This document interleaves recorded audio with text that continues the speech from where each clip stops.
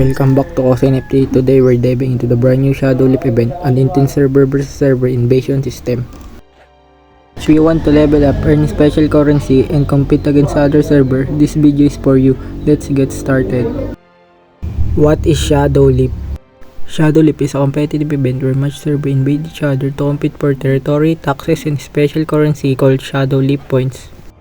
Think of it like a server war, but with a strategic twist. You can even temporarily transfer your character to another server to fight for your team.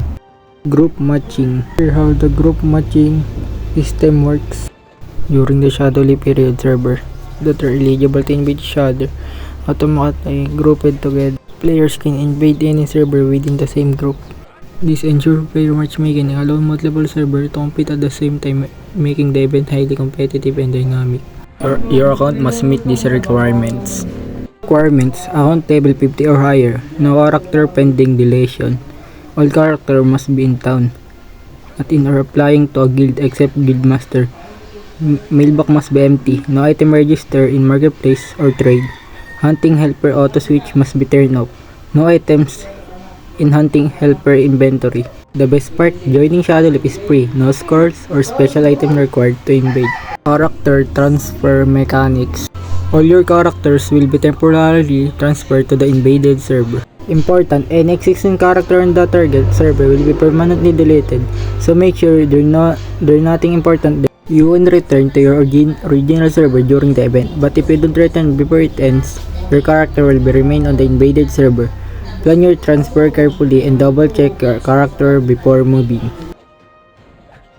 When your characters move to the invaded server, the following will be transferred: character slots, inventory expansion, skills, quests, achievements, titles, pets, mounts, costume, Shadow Leap points. Note, your main currency like Ruby and Cron stay on your original server. Now, let's talk about guild system.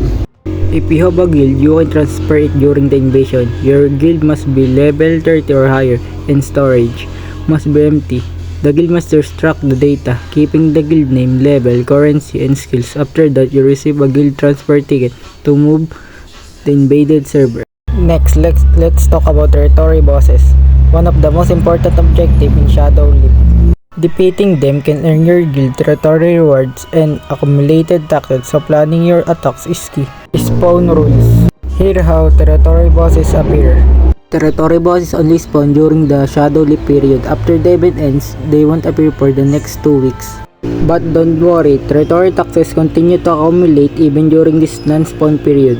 After the 2 weeks pause, the next Shadow Leap period begins, and new territory bosses will spawn each region. Accumulated taxes are assigned to its respective territory boss, with the fixed territory tax rate of 10%.